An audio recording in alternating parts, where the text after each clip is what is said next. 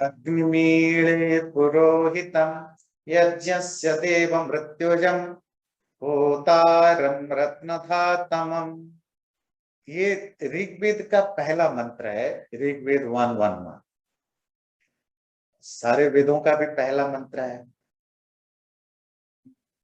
और अगर आप स्टैटिस्टिकली जाएं तो दुनिया का पहला सेंटेंस है, क्योंकि जो वर्ल्ड लिटरेचर में ऋग्वेद दुनिया का पहला ग्रंथ माना जाता है, पूरे दुनिया का मतलब पूरे धरती का। उस नाते ये मंत्र को आप ऐसा मान सकते हैं कि संसार का पहला वाक्य है, लिटरेचर का पहला। इसका भाव है, मैं उस अग्नि की स्तुति करता हूं, ग्लोरीफाई करता हूं, जो पुरोहित है, यज्ञ का देव है, ऋत्विक है, होता है और रत्नधातम है। तो मैं उस अग्नि की स्तुति करता हूं। तो अग्नि कौन है? अग्नि शब्द का अर्थ आग भी है, आग भी है, और बहुत सारी चीजें भी अग्नि के अर्थ। देखिए संस्कृत में और खास करके वैदिक लिटरेचर में जो शब्द यूज होते हैं या किसी भी लैंग्वेज में कहिए, उनके एक रूट वर्ड में होता है, जिस रूट से वर्ड्स ओरिजिनेटेड होते हैं। और हर यूजर, वो ऑथर हो, राइटर हो, स्पीकर हो, जब किसी भी शब्द को यूज करता है वो एक पर्टिकुलर कॉन्टेक्स्ट में एक पर्टिकुलर मीनिंग के साथ यूज करता है। नॉर्मल लोगों के लिए धीरे धीरे कुछ शब्द रूढ़ हो जाते हैं, फिक्स्ड मीनिंग वाले बन जाते हैं। पर जैसे जैसे हमारा ज्ञान बढ़ता है, लिटरेचर पर अलग अलग चीजों पर ज्ञान बढ़ता है, पता लगता है एक शब्द अनेक अनेक जगह पर अनेक अर्थ में यूज होता है, और इस भाषाओं में होता है, सब लैंग्वेज में होता है। और दूसरी बात है कि कोई शब्द 500 साल पहले जिस अर्थ में यूज होता है, जरूरी नहीं कि सेम शब्द आज उसी अर्थ में यूज होता हो। वो शब्द का अर्थ कभी कभी बिल्कुल अपोजिट हो जाता है, कभी वो एक्सपैंड कर जाता है, कभी वो मिनिमाइज हो जाता है। जो लोग लिंग्विस्टिक के स्टूडेंट्स होते हैं उनको ये पढ़ाया जाता है, शब्द कैसे टाइम के हिसाब से मीनिंग बदलता है, प्लेसेस के हिसाब से मीनिंग बदलता है, यूजर के कल्चरल सोशल बैकग्राउंड के हिसाब से भी उसके मीनिंग बदलते रहते हैं। ये मैं इसीलिए बता रहा हूं, जब हम कोई भी लिटरेचर का या किसी भी टेक्स्ट का जब अर्थ करें, इन चीजों को ध्यान देना है। तो अग्नि शब्द आग के अर्थ में प्रसिद्ध है, पर अग्नि शब्द की ओरिजिन क्या है, जिसे हम इस मंत्र को ठीक से समझेंगे, है ना। कि अग्रणीर भवती, अंगम नयति सन नम, ये सारे संस्कृत में बोल रहा हूं, समझाऊंगा, ये सब एटिमोलॉजी है। अंगम नयति सन नममान, अक्नोपनुभवती नक्नोपयति न क्लेदयति। चलिए एक एक लेते हैं। अग्रणी से अग्नि बना, अग्नि से आग बना। अग्रणी, अग्रे नियते, जो आगे ले जाता है उसको अग्रणी कहते हैं। अब पता है नेता शब्द, लीडर आप इंग्लिश में बोलते हो, संस्कृत में जिस रूट से बना उसका मतलब होता है नी, ले जाना। पर नेता का एक्चुअल मीनिंग क्या होता है? जो आपको ले जाता है, आपको आगे ले जाता है, ऊपर ले जाता है। वो अलग बात है कि आजकल नेता इंस्टेड ऑफ लोगों को आगे ले जाएं, लोगों का चीजें आगे ले जाते हैं, खुद ले जाते हैं। तो ले तो जाते हैं कुछ ना कुछ, है ना। तो वो करप्शन कर पैसा ले जाएं या लोगों को ले जाएं, पर एक्चुअली नेता का मतलब होता है जो लीड करता है, जो आगे रहता है। वो लीडर आपकी घर का भी हो सकता है, आपके इंस्टीट्यूशन का भी हो सकता है, आपकी सोसाइटी का भी हो सकता है, आपके देश का भी हो सकता है, कहीं का भी हो सकता है, पूरे संसार का हो सकता है, कि सोलर सिस्टम का भी लीड करने वाला सूरज है। तो जो जहां लीड करता है उसको वहां अग्नि कहा। तो कहीं अगर सोलर सिस्टम की बात हो रही है, वहां अगर सूरज को अग्नि शब्द आया तो वहां उसका अर्थ, अग्नि का अर्थ सूरज होगा। आपकी फैमिली मैटर्स के बारे में बात हो रही है, अग्नि कहा, तो घर का जो आपका मुखिया है, जो हेड ऑफ द फैमिली है, वो अग्नि होगा। अगर पॉलिटिक्स की बात होती हो तो अग्नि जो आपकी देश का मुखिया है, प्रेसिडेंट है, प्राइम मिनिस्टर है, वो उसका अग्नि होगा।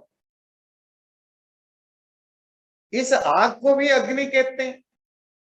इसको क्यों कहते हैं, आग को अग्नि क्यों कहते हैं, ये क्या लीड करता है? यज्ञ में जो पहला रिचुअल आप करते हैं, आचमन अंग स्पर्श तो अपने आप को शुद्ध करने के लिए करते हैं, वो है अग्नि प्रज्वलन, आग जलाते हैं।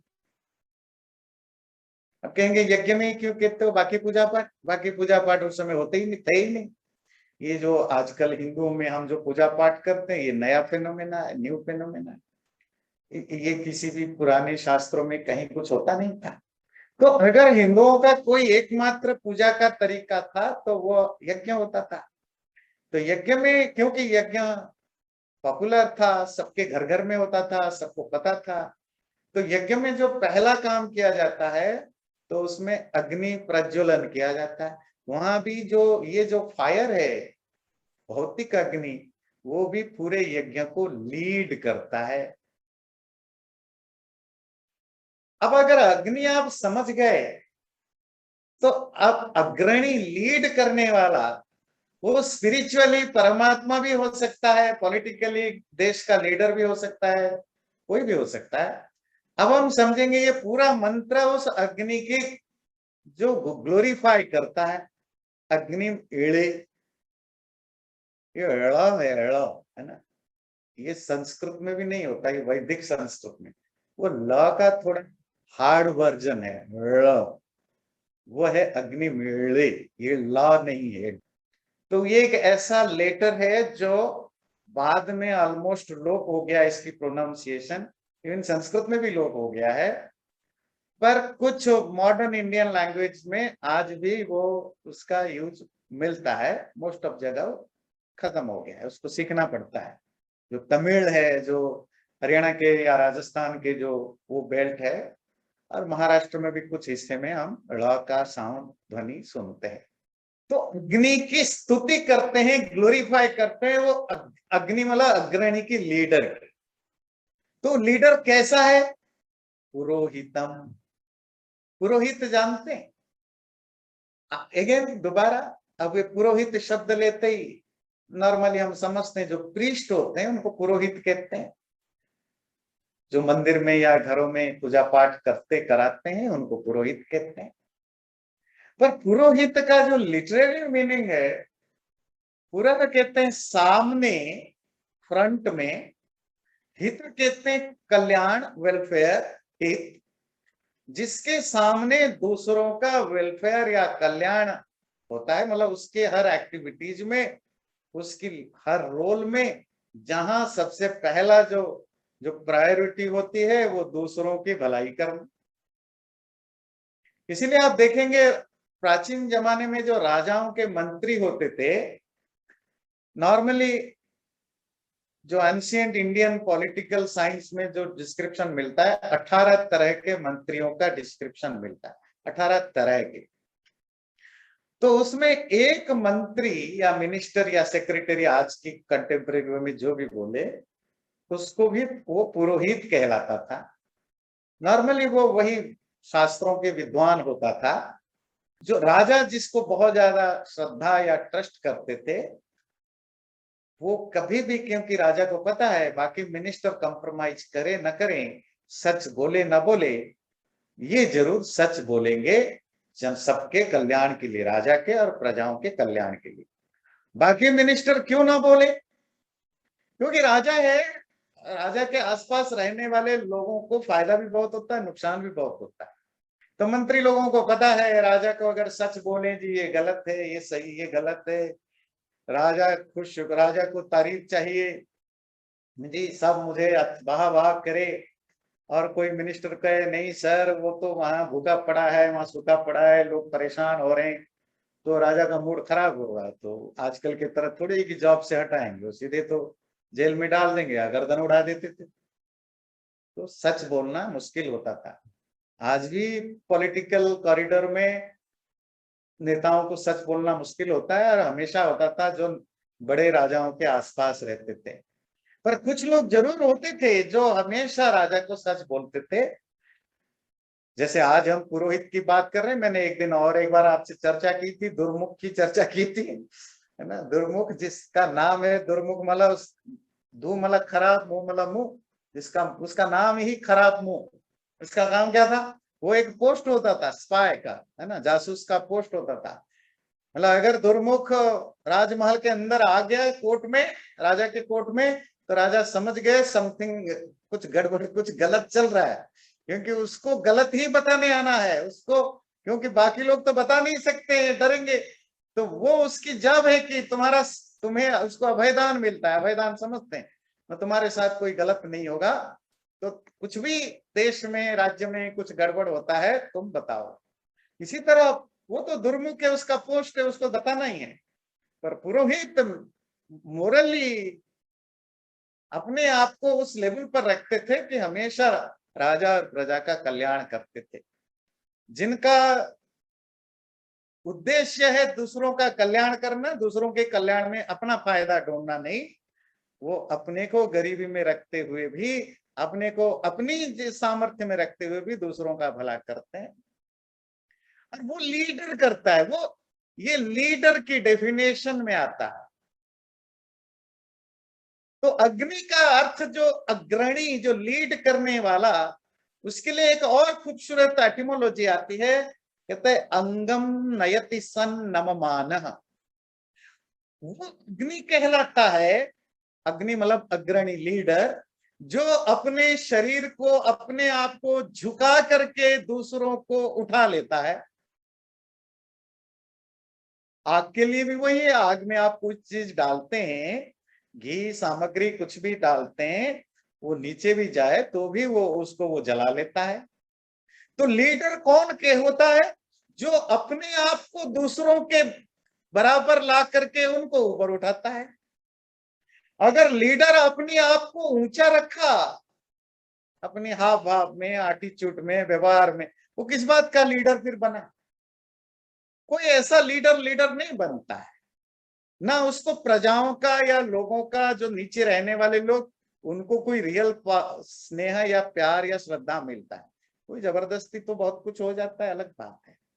वही लोग अमर हो जाते हैं, वही लोग हमेशा के लिए लोगों का प्यार के केंद्र में आते हैं, जो लोगों के लेवल पर आते हैं, आम लोगों के लेवल पर आकर के आम लोगों को ऊपर उठाते हैं। आप किसी को उठाना हो ना, मान लीजिए कोई गिरा पड़ा है, आपको इसको उठाना है, अब उठाना चाहते हो, कैसे उठाओगे? तो आपको झुकना पड़ता है ना। अब बिना झुके कैसे उठाओगे? अगर आप अकड़ के खड़े रहे, उठ जा उठ जा, ऐसा भी लीडर हो सकते हैं, तो वो लीडर थोड़े हो। तो दुनिया में कोई सही लीडर हो, अग्रणी, अग्नि, वो अपने आप को झुका के दूसरों को उठाने वाला होता है, ऐसा अग्रणी अग्नि कहलाता है। तीसरी उसकी अग्नि शब्द की जो अर्थ बताते हैं, अक्नोपन भवति। अक्नोप धातु जिसका अर्थ होता है भिगाना, वेट करना, है ना, पानी में जो भीग जाता है। जो नहीं भिगता है वो अक्ना को गना हो गया, अग्नि, अक्नोपन भवति, न क्लेदयति न क्लोपयति, जो भिगता नहीं है। क्या भाव है? इस आग के अर्थ में भी वो लगेगा। ये आग पानी से इसकी बैरी है, पानी से इसको, ये पानी में भीगता नहीं है। तो वो लीडर, रियल लीडर होता है जो काम करते हुए भी किसी में भीगा हुआ नहीं होता है। भीगा हुआ मतलब दो तरह के लोग होते हैं ना, एक पानी के अंदर डूबा तो बाहर आया तो भीगा हुआ है, एक पानी के अंदर नहीं भी डूबा, ऊपर से पानी छिड़क दिया, भीगा हुआ दिखता है। एक दूसरे टाइप के भी लोग हैं जो पानी के अंदर कितना भी डूबे ऊपर से सूखा दिखते। देखिए, ये कमल का पत्ता है, पानी में रहता है, इसके ऊपर भी पानी है और हमेशा सूखा मिलेगा। इसीलिए जो ऋषि मुनि ज्ञानी विद्वान ऐसा व्यक्ति जो सब में रहते हुए भी सबसे अलग रहता है, उसको कमल के पत्ते की तरह कहते हैं। पानी में रहते हुए भी भीगा नहीं है। क्या भाव है इसका? सब करो, लीड करो, लोगों को आगे बढ़ाओ, काम को आगे बढ़ाओ, पर क्रेडिट लेते समय खुद हमेशा पीछे मिलेंगे। ढूंढना पड़ता है कहां गया, जिसको हमारे शास्त्रों में कहते हैं निष्काम कर्म। गीता में, अलग अलग लिटरेचर में आप काम करो, पर काम की जो कर्तृत्व का जो जो क्लेम है कि डूअरशिप की क्लेम से अपने आप को हटा दो अंदर से। एक्सटर्नली तो रिफ्लेक्शन अपने आप होगा। जब आपके अंदर वो भाव ही नहीं रहे कि मैं कर रहा हूं, तो आप काम करते हुए भी अब काम से अलग हो जाते हैं, निरासक्त, डिटाच्ड लाइफ। और क्या होता है वो जो डिटाच्ड लाइफ के लिए यही एग्जाम्पल दिया जाता है, कमल पत्र की तरह। संस्कृत में कहते हैं पद्म पत्र मिव अंभसा, जैसे पानी में पद्म या कमल का पत्ता होता है। जो ऋषि मुनि ज्ञानी सन्यासी या लीडर होते हैं, जो रियल लीडर होते हैं, वो वैसे होते हैं। सब काम करने के बावजूद भी अपने आप को कहीं सामने शो नहीं करते, पीछे रखते हैं। लीडर्स बहुत तरह के होते हैं। हम उस लीडर की बात कर रहे हैं जो वेद मंत्र, ये ऋग्वेद का पहला मंत्र जिसको अग्नि शब्द से कहा। आप अगर हमारे प्राचीन शास्त्रों को देखें, उपनिषदों को, दर्शन शास्त्रों को, ग्रंथों को देखें, आपको बड़ा इंटरेस्टिंग एक एक चीज देखने को मिलेगा। किसी भी लिटरेचर में, किसी भी एंशिएंट इंडियन लिटरेचर में किसी भी राइटर का नाम आपको कहीं नहीं मिलेगा। तो आप पूछेंगे आपको कैसे, फिर लोगों को पता कैसे चला इस बुक को इसने लिखा? उस किताब को, उस बुक को लिखने के सैकड़ों हजारों सालों तक किसी को नहीं पता होता था इस बुक का राइटर कौन है। बहुत सारे अजम्पशन करते थे। तो कोई 100 साल के बाद, 200 500 साल के बाद कोई रिसर्च करके या पता लगा के कहीं ना कहीं वो कनेक्ट करके फाइंड आउट करते थे कि इस बुक का राइटर कौन है। आजकल तो हम दूसरों के बातों को भी चुरा करके अपने नाम पर छाप देते हैं, और फिर अगर अपनी आप कुछ नई चीज लिखी भी डाली तो फिर वो पेटेंट, फिर रॉयल्टी की डिमांड, है ना। वो पेटेंट भी ऐसा मेरे मरने के बाद भी मेरे 10 पीढ़ी तक भोगते रहेंगे क्योंकि मैंने कुछ चीजें नहीं बनाई। और हमारे प्राचीन ऋषि मुनि, आप कहते हैं ना, जीरो जीरो भारत में बना, जीरो का कंसेप्ट, नंबर का concept, geometry, trigonometry, algebra, philosophy, atoms की कंसेप्ट, और स्पिरिचुअली बहुत सारे फिलोसफिकल बातें जो एंशिएंट इंडिया में हुआ। पर कहीं नहीं मिलेगा इसको बताने वाले कोई पेटेंट या रॉयल्टी मिलती है आजकल। आपको मजेदार बात देखिए, योग शास्त्र को महर्षि पतंजलि ने लिखा, उनका नाम पता कहीं नहीं था। सैकड़ों सालों के बाद पतंजलि ने इस बुक को लिखा, पता चला। पर उस योग को यूज करके, थोड़ा बहुत ट्विस्ट करके, यूरोप और अमेरिका में, क्योंकि ये इंडियन कॉन्सेप्ट नहीं हो सकता ना, इन्हीं लोगों का काम होता है। सैकड़ों ऐसे योगा पोस्चर हैं, प्राणायाम के अलग अलग वर्जन है, मेडिटेशन के अलग अलग वर्जन है, जिनको इन्होंने पेटेंट कर रखा है। और इंडियन लोग क्या करते हैं जी, ये तो अभी 10-15 साल से थोड़ा इंडियन लोगों में क्रेज बना योगा के प्रति। वो भी इसीलिए कि क्योंकि बुरे लोगों ने किया तो हमें भी लगा भाई कुछ अच्छा ही होगा। तो इंडियन लोगों की नेचर है ना। जब भारत में होते हैं या भारत में 10-20 साल पहले देखें, योगा को कोई पूछने वाला थोड़ा ही था। आप कोई भी इंडियन नॉलेज की बात करो, मोस्ट ऑफ इंडियन का एक ही राय होता है, पंडितों का चीज है। तुम क्या हो, अंग्रेज है ना, अंग्रेज बनो, बच्चों को सिखाओ योगा, ये सब। ये ऋषि मुनि थोड़े बनना है, क्या कर रहे हो आप, सीखते हैं, आप घर घर में सीखने लगे। तो हम तो हमेशा यही रहे, अपने चीजों के बारे में अंधे रहे। अरे गोरे लोगों ने सैकड़ों योगा पोस्चर, मेडिटेशन के वर्जन प्राणायाम पर पेटेंट कर रखा है। जिस पतंजलि ने या और दूसरे ऋषि मुनियों ने इतने बड़े बड़े कॉन्सेप्ट दिए, इन्होंने कभी दावा नहीं किया। इसी तरह आयुर्वेद के ऊपर, अब भारतीय लोगों को तो पता भी नहीं आयुर्वेद होता क्या है, कहेंगे जड़ी बूटी है ना। और मजेदार बात है कि वेस्टर्न वर्ल्ड में दर्जनों दर्जनों आयुर्वेद की चीजों पर पेटेंट कर रखे हैं। हल्दी की, अब तो आप देखते हैं अमेरिकन स्टोर्स में भी आपको मिलेगा, टर्मरिक का, तुलसी का, 50 चीजों का मिलेगा। कोई इंडियन कंपनी, इंडियन मार्क करने वाला इसको यूज करते हैं, इससे कमाई हो सकती है, कोई करता नहीं, क्योंकि हम कॉम्प्लेक्स में भरे रहते हैं ना, हमारी बीमारी है। हम अपनी चीजों को बड़ा हीन भाव से देखते हैं ना, पैसा भी कमाने को मौका मिले तो भी नहीं मिलाते हैं। ह्यूस्टन में जितना योगा स्टूडियो चलते हैं, जिसकी 95% गोरे लोग चलाते हैं, और पूरे अमेरिका में बिलियंस ऑफ डॉलर का योगा का मार्केट है, उसमें इंडियन लोगों का जो शेयर अगर देखें 10% से भी कम है। हम सबको गोरा बनना है ना, वो खैर वो अलग टॉपिक है, मैं टॉपिक से नहीं जाएंगे। बात है कि फिर जब ये हल्दी पे, नीम पर पेटेंट, हल्दी पर पेटेंट, इस पर पेटेंट करने लगे, तो भारत सरकार को कोई अच्छा ऑफिसर हुआ होगा, नेताओं को तो क्या अकल होता है, तो फिर धीरे धीरे पिछले 25-30 साल से ये चला, तो वो ढूंढने लगे कोई आयुर्वेद का कौन है भाई, वैद्य ढूंढो।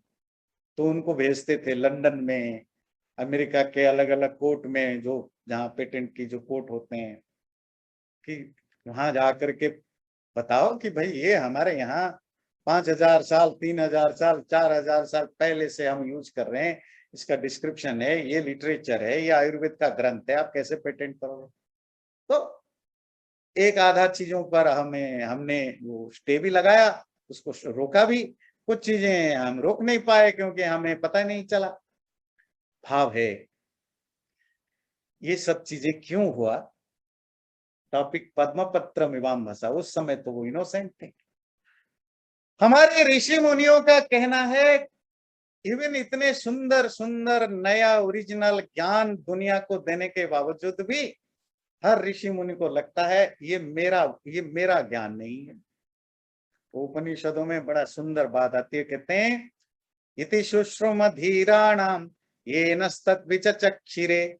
ऐसा हमने, सारा ग्रंथ लिख डालते हैं, लास्ट में लिखते हैं ऐसा हमने उनसे सुना, उन ज्ञानियों से जो हमारे पूर्वज है।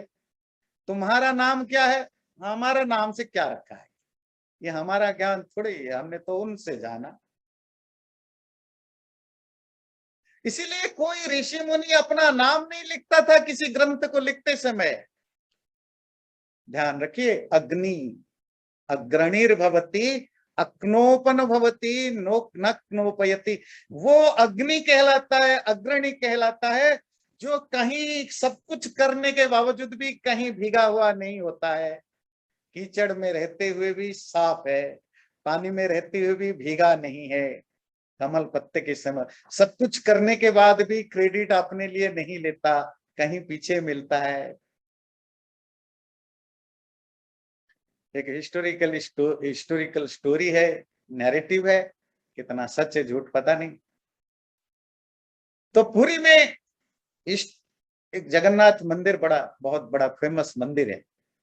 उस मंदिर की हिस्ट्री के बारे में एक बात आती है, इस मंदिर को जिसने बनाया राजा इंद्रद्युम्न। तो जो मंदिर बन गया, सब हो गया, तो एक दिन इंद्रद्युम्न को रात को सपना आया। सपना ये है कि भाई तुमने मेरे लिए इतना कुछ जगह बनाया, तो तुम मेरा परम भक्त है, कुछ मांगो, जो मांगोगे दूंगा। कि इंद्रद्युम्न ने मांगा कि अगर सचमुच आप मेरे से प्रसन्न हो, खुश हो, तो मुझे यही वर दो कि मुझे निसंतान बना दो। निसंतान समझते हैं, मतलब मेरे खानदान में कोई पैदा ना हो, कोई हो तो ना बचे। तो बोले कौन सा वर हुआ, ये तो अभिशाप होगा। बोले नहीं, मेरे लिए यही वर चाहिए। चलो ठीक है, तुम्हारा निसंतान होगा, खानदान में कोई बचेगा नहीं। पर इस तरह का वर क्यों मांगा? वो इसीलिए कि मेरे पीछे अगर कोई रहेगा, मेरे बच्चे पोते कोई भी रहेगा, वो दावा करते रहेंगे कि भगवान का मंदिर मैंने बनाया। तो भगवान का मंदिर कौन बना सकता है? मैं कौन हूं बनाने वाला? ये नहीं, मैं ये नहीं चाहता हूं कि मेरे कारण मेरे पीढ़ी दर पीढ़ी इस पाप का भागी बने कि मंदिर का बनाने वाला मेरे दादा था, मेरा परदादा था, मेरा वो था वो था। इसीलिए मैं नहीं चाहता हूं मेरे खानदान में कोई रहे जिसे कि कोई दावा कर सके कि ये मंदिर मेरे मेरे पूर्वजों ने बनाया था। तो कहानी सच है झूठ है वो बड़ी बात नहीं, पर कहानी का मैसेज वही वही अग्नि का स्वरूप को ध्यान रखिए, वही इंडियन ट्रेडिशन को फॉलो करता है। जब आप जो अग्नि होता है, अग्रणी होता है, लीडर होता है, वो अग्नोपन भवती, कहीं भी रहते हुए भी अपने आप को अलग रखता है। अग्नि का और एक स्वभाव है, वो हमेशा ऊपर की ओर जाता है। आग ऊपर की ओर चलता है, उसको उल्टा करके रखो तो भी ऊपर की ओर जाएगा। पानी का ठीक अपोजिट। हर हर नेचर का अपना अपना क्वालिटी है, पानी के अपने भी गुण धर्म है। हम यहाँ आग से बात कर रहे हैं तो आग के बारे में, तो पानी से थोड़े कंपेयर कर रहे हैं। पानी को आप कितना भी ऊपर रखो, बादल बन के ऊपर भी जाता है ना, तो जब पानी बन के आता है तो फिर नीचे की ओर आता है। पहाड़ों में भी बरसता है ना, तो भी वो नीचे की ओर जाता है। अच्छा, आग ठीक उल्टा है। आप नीचे 500 मीटर गड्ढा करके भी आग जलाओ तो ऊपर की ओर आएगा। ध्यान रखिए, अग्नि लीडर की क्वालिटी है। लीडर कौन होता है? जो खुद आगे उड़ता है, और आगे उड़ता है दूसरों को साथ लेकर आगे उड़ता है। और एक आग का बड़ा सुंदर क्वालिटी है, वो जो जल करके आगे उड़ता है, जो कुछ भी उसके अंदर आप डालो उन सबको वो अपने साथ लेकर चलता है ना।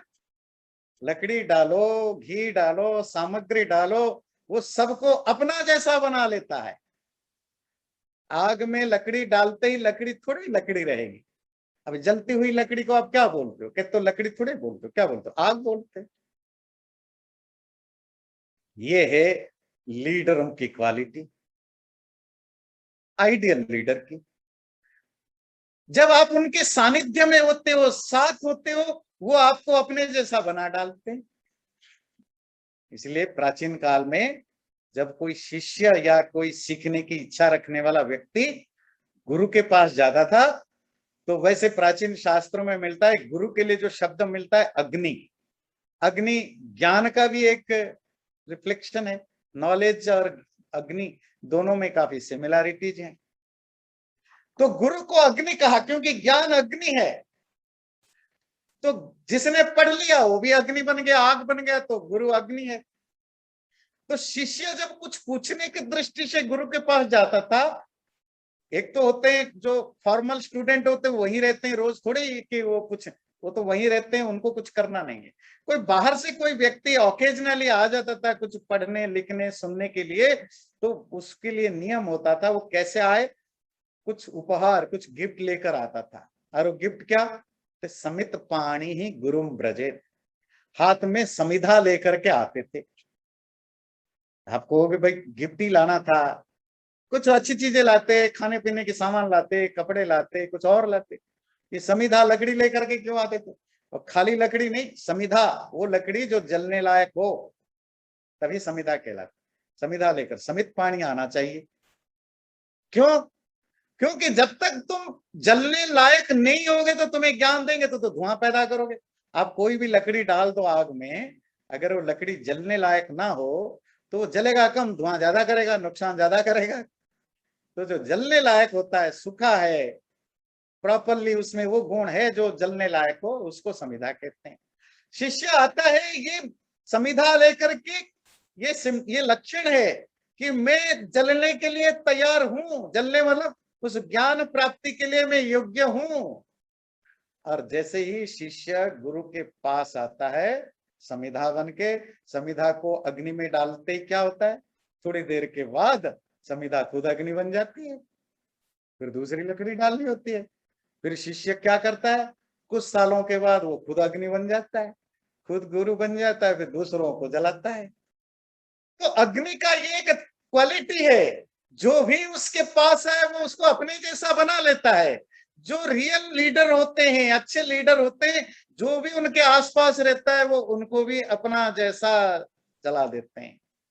अग्नि का और एक बड़ा खूबसूरत क्वालिटी है जो लीडर्स में होता है, वो क्या है, वो चीजों को कुछ भी उसमें डालो या तो अपने जैसा बना लेता है, अगर अपने जैसा नहीं बना पाया तो भी कुछ ना कुछ काम करके जाता है, उसको शुद्ध बना लेता है। शुद्ध समझते हैं, प्योर बना देता है।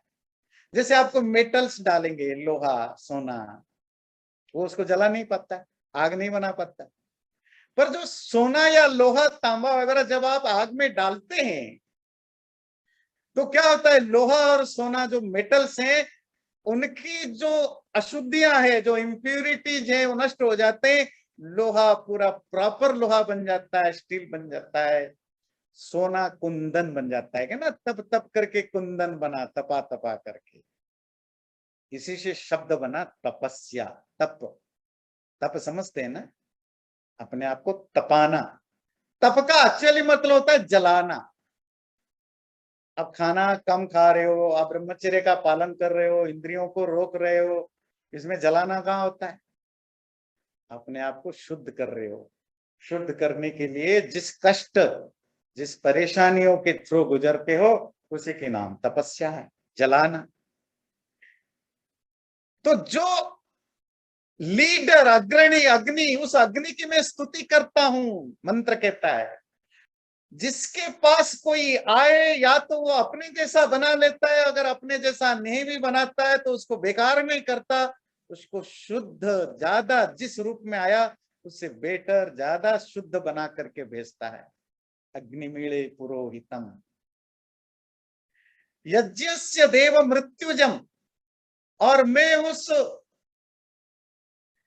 अग्नि की स्तुति करता हूं जो यज्ञ की देवता है। देवता का अर्थ होता है देवदानात् वा, दीपनात् वा, द्योतनात् वा, जो कुछ हमारे लाइफ में कंट्रीब्यूट करता है या दूसरों को या हमारे लाइफ को शाइन करता है। देवता तो कोई भी हो सकता है, माँ बाप, बच्चे, पेड़ पौधा, गुरु, जिसका भी तुम्हारे लाइफ में कुछ कंट्रीब्यूशन है। हम डॉक्टरों को भी देवता बोलते हैं। जब आपकी कोई हमें कोई बड़ी बीमारी हो और कोई डॉक्टर हमारा ठीक कर देता है, डॉक्टर का प्रोफेशन है, जॉब है, वो उसका काम है ठीक करना। पर तब भी जब हमें ठीक कर देता है, खास करके इंडियन जो लोगों के अंदर जो भाव है, वो भाव वही हजारों सालों की, वो जो डीएनए में आपके बसा हुआ है, उस डॉक्टर के प्रति हमारी जो श्रद्धा पैदा होती है। बहुत सारे लोग कहते हैं ये तो मेरे लिए भगवान बन के आए। वो भगवान क्या, वही देवता। वो टीचर हो, डॉक्टर हो, किसान हो, नेचर के अलग अलग एलिमेंट्स हो, जिनका भी हमारे लाइफ में कुछ कंट्रीब्यूशन है, वो देवता होते हैं। वो परमात्मा भी देवता है, ये अग्नि भी देवता है। और ये देव का एक बड़ा और इंटरेस्टिंग चीज है, वो जो देवता होते हैं, दिव्य डिवाइन होते हैं, वो सिर्फ आपको, वो खुद डिवाइन नहीं होते हैं, वो आपको भी उस डिवाइन की ओर ले चलते हैं। कभी आप खुले बाहर अकेले शांत मन में पार्क में या किसी लेक के किनारे या खुले जगह पर बैठो, जहां आपके पास मोबाइल फोन ना हो, कुछ ना हो, बस शांति में अकेले आकाश की ओर देखो, चांद को देखो, तारे को देखो, किसी को भी देखो, पेड़ को देखो, और आप आकाश को देखते देखते आप डूब गए। आकाश कितना विशाल है, व्यापक है। आप पहाड़ की ऊंचाइयों को देखते देखते डूब गए। अगर जब आप डूब जाते हैं तो वो पहाड़ की ऊंचाई, आकाश की व्यापकता, समुद्र की गहराई सिर्फ आपको वहीं तक नहीं रखते, इवन पक्षियों की जो आवाज, जब आप डूब जाते हैं उसमें, आजकल तो बहुत ही कम लोग डूब पाते हैं, क्यों? क्योंकि हम इतने ज्यादा जितना बिजी थे मैटेरियल लाइफ में थे, बाकी ये टीवी, फोन, कंप्यूटर ने तो हमें उतना भी छीन लिया, तो कहाँ हम नेचर को एंजॉय कर पाते हैं। जब जब आप एंजॉय करके डूब जाते हैं तो आकाश सिर्फ आपको आकाश तक नहीं रखता, जब जिस दिन भी आप आकाश की विशालता में खो गए, वो आकाश आपको अंदर ले जाता है कि उस परम विशालता की ओर, वो परमात्मा किसी ने बनाया हो। समुद्र की गहराई से आप इस संसार की गहराई की ओर चले जाते हो। तो हर वो दिव्य देवता आपको दूसरे बड़े दिव्यता की ओर ले चलता है। इसी तरह जब भी आप यज्ञ को स्पिरिचुअली करते हो, यज्ञों को सिर्फ मैटेरियली नहीं, फिजिकली नहीं, यज्ञ में आहुति दे रहे हो, यज्ञ कर रहे हो, सब ठीक है, भाव से भी कर रहे हो, पर जिस दिन आप उसमें डूब गए हो, आग को, कभी कभी आग में नजर पड़ता है ना, अगर आप ज्यादा बकवास नहीं करते, फोन में लगे इधर देखो उधर देखो, ये ड्रामेबाजी नहीं करते हैं, बिल्कुल फोकस होकर यज्ञ करते हैं, और कभी उस ऊपर उड़ते हुए आग को देखते हो, और अगर आप स्पिरिचुअली उसमें डूब गए, वो आग के ऊपर उठना आपको कहीं पहुंचा देता है, ऊपर उठने की प्रेरणा देता है।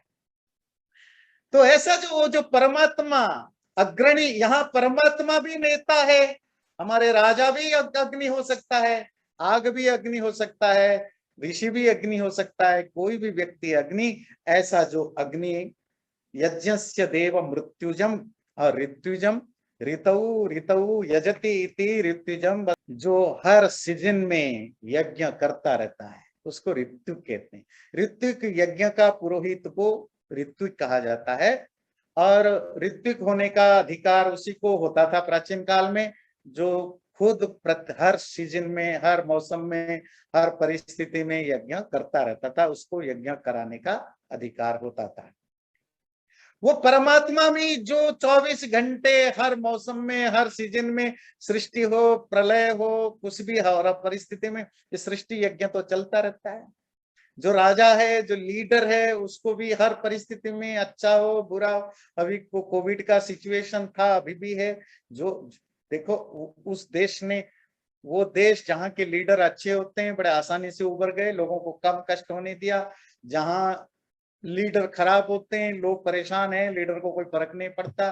कभी अच्छा देश में अच्छी चीजें भी आती हैं, बुरी चीजें भी आती हैं, घर में भी कभी अच्छे मौसम आता है, बुरे मौसम आता है।